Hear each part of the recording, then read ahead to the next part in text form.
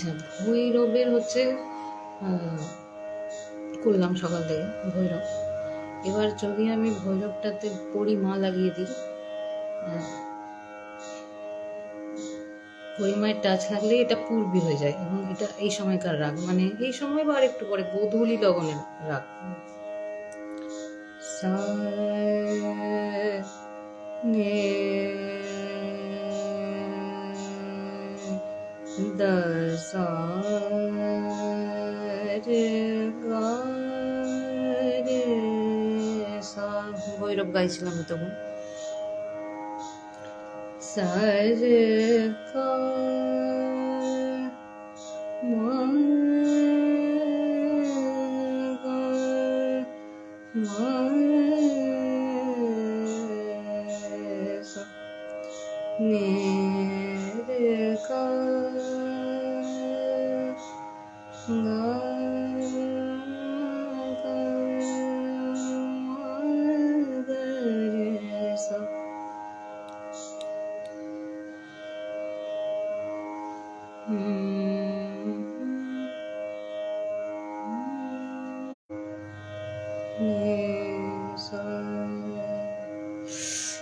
বাবারে,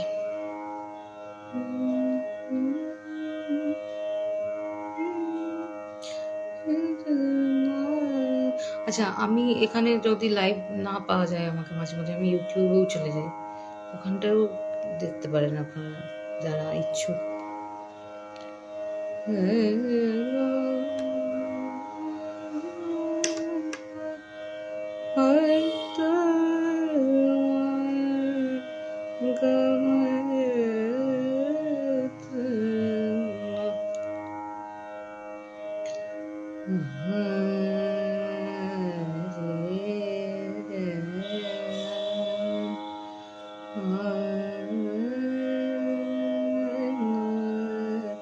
গীতশ্রী দাস এই নামেই সেভ করা আছে সম্ভবত, মানে ইউটিউবে আপনারা দেখতে পারেন,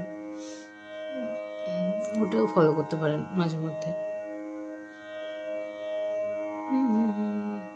একটু কমেন্ট করলে ভালো লাগে, মানে আমি তাহলে বুঝতে পারবো যে আমি কতটা আপনাদের সাথে কানেক্ট করতে পারছি আমার মিউজিকের থ্রু। কারণ কি, ক্লাসিক্যাল মিউজিক কে সবাই ভয় পায়, কিন্তু এটা একদম ভয়ের সাবজেক্ট নয়, এটা খুব একটা ভালোবাসার সাবজেক্ট। এবং আর পাঁচটা গানের মতো, মানে আমরা যেরকম রবীন্দ্রনাথের গান গাই, নজরুলের গান গাই, এটাও একটা গানই, এটা কোনো আলাদা কোনো বিষয় নয়।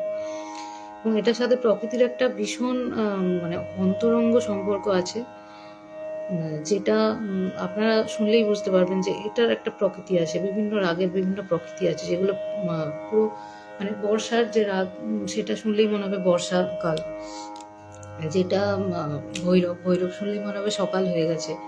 মানে রাগের সাথে মুডের বা আবহাওয়ার, ওয়েদারের একটা ভীষণ সম্পর্ক আছে।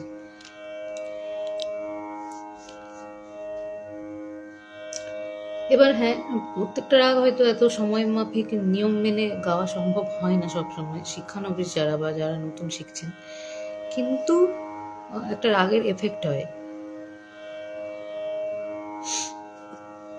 হ্যাঁ,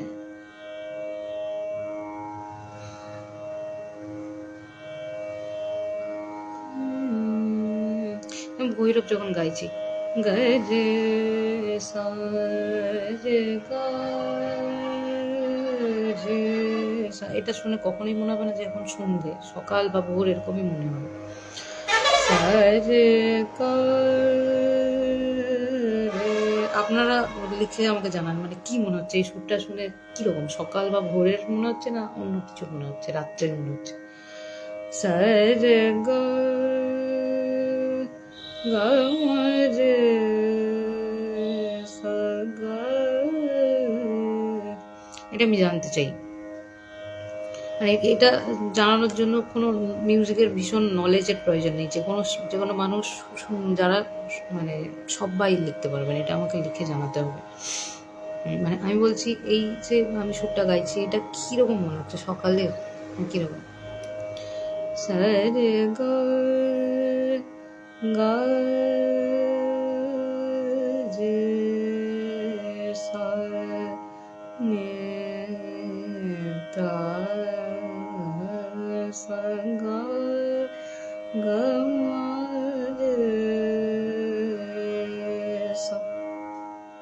আমাকে একটু লিখুন, আমি জানতে ইচ্ছুক।